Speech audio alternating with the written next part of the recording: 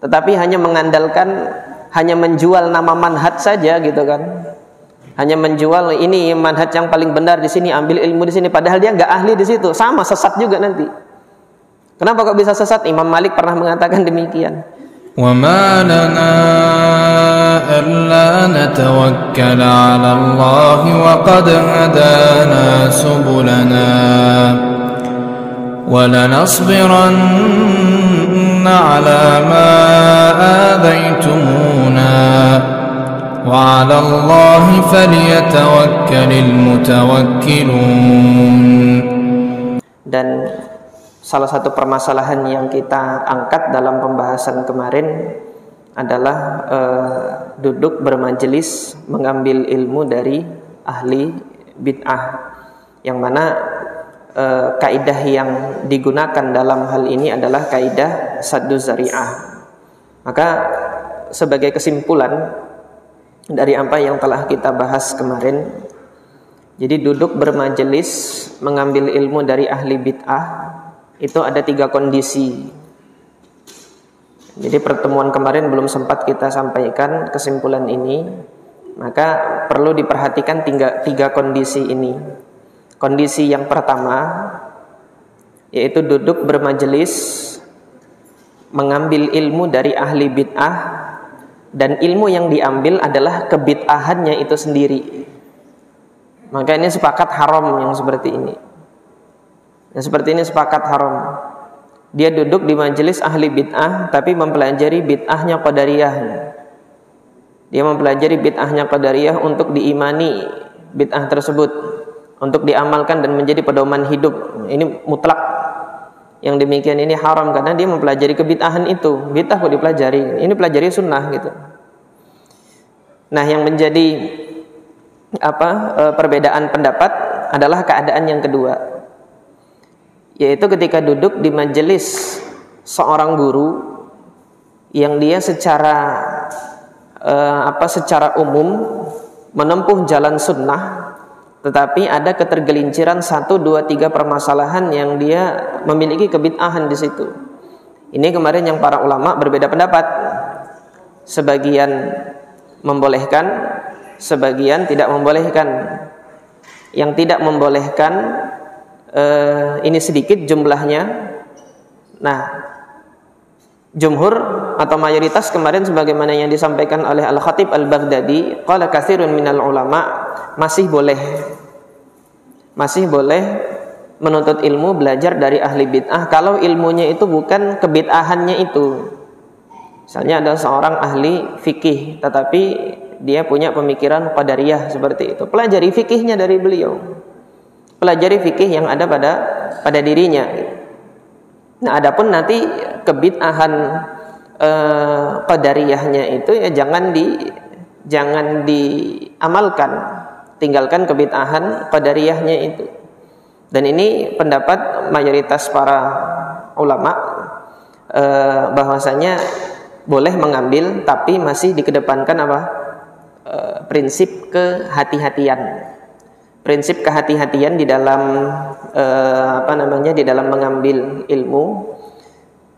Maka sebagaimana disampaikan oleh Al-Imam Ahmad ibn Hanbal kemarin, kalau perawi hadisnya itu bukan seorang dai, tidak mendakwahkan kebid'ahannya, silahkan ambil hadisnya. Karena yang diambil hadis, yang diambil sunnah. Yang ditanya oleh Imam Abu Dawud kan kemarin, Imam Ahmad bin Hanbal, boleh nggak ngeriwayatkan hadis, ngambil hadis dari seorang qadariyah, seorang yang memiliki kebid'ahan qadariyah. Kata Imam Ahmad, kalau dia tidak mendakwahkan bid'ahnya, ambil. Karena yang diambil bukan bid'ahnya, yang diambil sunnahnya. Tetapi sunnah tersebut ada pada diri seorang yang memiliki pemikiran qadariyah. Jadi seperti itu. Nah, berkenaan dengan hal ini, saya sampaikan perkataan Al-Imam Adz-Dzahabi ketika beliau menjelaskan tentang perkaranya Al-Imam Qatadah Ibn Di'amah As-Sadusi, yaitu perawi hadis di Basrah, dan beliau imam dalam hal fikih, imam dalam hal hadis, kemudian imam juga dalam hal tafsir, tetapi ada pemikiran qadariyah yang ada pada diri beliau. Nah, Imam Az-Zahabi memberikan komentar, beliau mengatakan summa innal kabira min a'immatil ilmi idza kathura shawabuhu. Sesungguhnya seorang yang kabir itu besar gitu kan. Besar apanya? Keutamaan dirinya dalam hal ilmu, min a'immatil ilmi, dari para ulama itu. Idza kathura shawabuhu, kalau di dalam dirinya itu hal yang benar itu lebih banyak daripada yang salahnya gitu. Wa ulima taharrihi lil haq, diketahui bahwasanya ulama besar tersebut menempuh jalan hati-hati untuk mencari yang hak, tetapi nanti ada ketergelinciran. Wattasa'a ilmuhu, ilmunya itu luas. Wa dhahara zakauhu, kecerdasannya itu nampak dari dirinya. Wa urifa salahuhu, diketahui kesolehan yang ada pada dirinya. Wa wara'uhu, kehati-hatiannya di dalam hal halal dan haram. Wattiba'uhu, diketahui juga konsistensinya dia dalam mengikuti sunnah. Yughfar lahu dzalaluhu, mudah-mudahan diampuni ketergelincirannya. Kata siapa? Bukan kata Hadi Rahman ya, kata Imam Az-Zahabi. Wala nudallilhu, tidak kita sesat-sesatkan dia. Wa natrahuhu, tidak pula kita buang dia.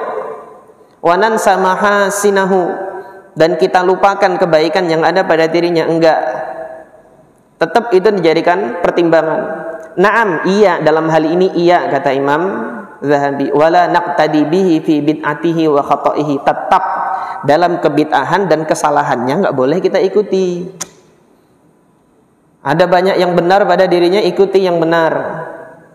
Ketika ada kekeliruan pada dirinya, yang keliru itu jangan diikuti. Tetap yang keliru itu jangan diikuti. Wa narjulahu at-taubah, kita berharap Allah Subhanahu wa taala menganugerahkan pertaubatan kepada beliau.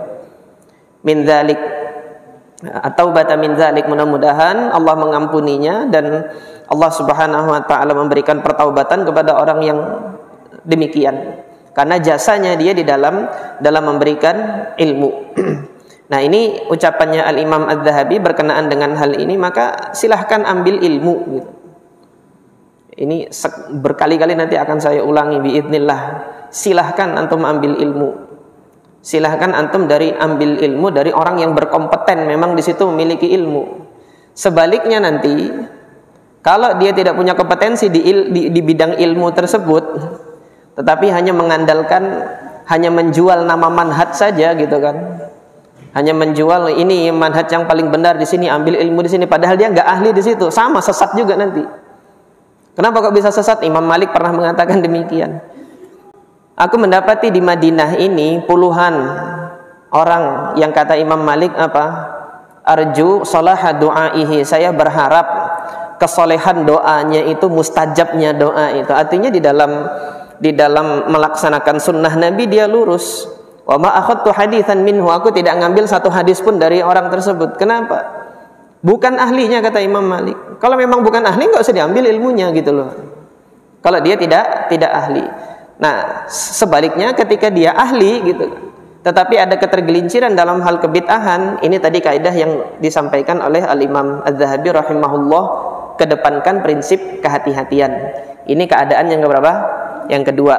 Artinya kita duduk bermajelis mengambil ilmu dari seorang ulama, tapi ulama tersebut ada ketergelinciran di dalam 1, 2, 3 permasalahan hingga mereka terjerumus kepada kebid'ahan.